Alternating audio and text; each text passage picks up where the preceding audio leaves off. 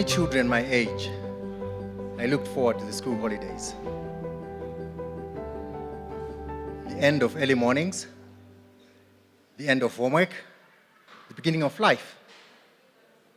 Unlike many children my age, however, I spent my holidays in the rural areas, upcountry you would call it here. My parents would ship me to the rural areas to go and look after the family farm, look after our cattle. I was a cattle header. Now that didn't bother me because in the middle of our village was a beautiful stream called Chirundazi. It was beautiful. Jet blue water, splashing beautifully as it hit the trees, negotiating its way around the village and hopping heavily over rocks, very happily. It was beautiful.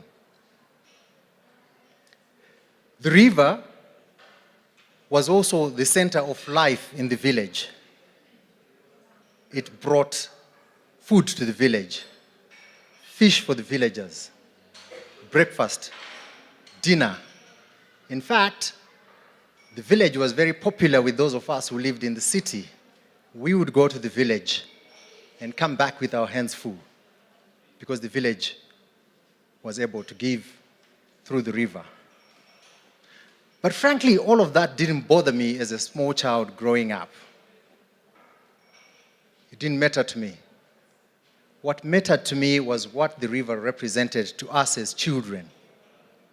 It was the place where I would go to meet other children. It was the place where I would learn very important life skills. I learned to talk to a girl. I learned to fish. There was this particular day when my cousin Tawanda, who lived in the village, invited me to go to the river with him. Now, I was a guy from the city, and I was the guy who was supposed to know it all. And Tawanda was very happy to walk around with this guy from the city as his wingman, and that made him very popular in the village. And on this particular day, he had organized for all his friends, and the girls in the village, of course, to come and do some swimming. So, I watched in no time at all as one after the other, the children crossed the river swimming very happily, back and forth, until of course it was my turn to swim. And at that moment, I froze. I could not go into the water. The water that I had admired so much, the undulation that I had looked at so beautifully, began to look like a fit of rage. The truth is, I could not swim. Now, you have to understand that as a boy coming from the city, it was expected that I would know how to swim. But the truth is, in the city, the swimming pools were very expensive, and my parents could not afford to send me to a swimming pool. And the thing that village boys and girls took for granted, the river that they took for granted, had given them access to a skill that I did not have coming from the river. So I just stood there until I gathered enough courage to tell Tawanda and the rest of the children that I could not swim. I never set foot in the village for 15 years. Now, 2 years ago, I decided to take my son Takudzwa to the village. I was so excited. I'd been waiting for this moment. Here was my time to say to Takudzwa, this is how we grew up. Here was my time to demonstrate to my son that the wonderful world that we grew up in is so much better than the Snapchat and iPhone world that children live in today. So off to the village we went, and by dusk we were there. We went to live with Tawanda, who's now got a family and lives in Mondoro. In the morning, I was so excited to wake up and wake Taku up so we could walk to the river to fetch our breakfast, as I used to do 15 years ago. So we started walking. It was a 500-meter walk. But as we started walking, I noticed that the land was very bare and barren. The sounds of the raging river that I was used to as a little boy, I couldn't hear it. And the birds, the happy singing and chatter of the birds, I could not hear it. It was then that I knew something was odd. But I thought, let's go on. So I walked with Taku to the river. And when we got to the river, I suppose I can still call it a river, but what was in front of me was a deep, dry gully. It was a gorge.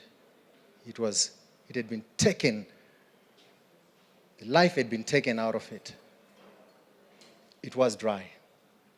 I could not believe it. And as I stood there, waiting for the river to come, it dawned on me that my river wasn't coming because it was gone. I looked at Taku. Of course, he didn't know what was going on, and he did not know that the place where we were standing is the river that I had been telling him about as he grew up as a child. And I remember the pain in his face when I finally told him that that was the river. I was to learn that agricultural developments upstream of the river had diverted the water. I was to learn that the village had suffered so much deforestation that it had silted up. I was to learn that more people than the village could handle had moved into the place. And so my river wasn't coming because it was gone. We walked back to the house with Taku. And as we got to the gate, I saw Tawanda holding a paper bag. He was on his way to the local supermarket to buy us breakfast. It was then that it dawned on me that life had changed forever for the village. It was then that I decided that I would step up my game and make sure that no society around the world should have to suffer the torture of their lifestyle, their culture, and their way of living. Now, many people have said to me, we never miss water until the wells run dry. As I stood at that moment, reflecting on the life opportunities of Tawanda and his family, that phrase came to life.